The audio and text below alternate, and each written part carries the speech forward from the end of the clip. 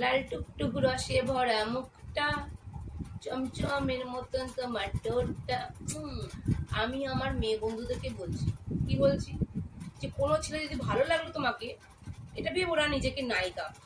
কেন বলো তো, তাদের বাড়িতে না সুন্দর বউ আছে, থাকতেও তাও অন্যের মেয়ে বউকে ভালো লাগে, তাদের চুপ করে বিড়ালের মতো শুকিয়ে শুকিয়ে বেড়া। এটাকে কি রোগ বলে বলো তো? ছুকছুকানি রোগ। কি ঠিক বলেছি তো? ভালো লাগলে আমাকে অবশ্যই কমেন্ট করবো। লাল টুকটুক রসে ভরা মুখটা, চমচমের মতন তোমার ঠোঁটটা। আমি আমার মেয়ে বন্ধুদেরকে বলছি, কি বলছি, যে কোনো ছেলে যদি ভালো লাগলো তোমাকে, এটা ভেবো না নিজেকে নায়িকা।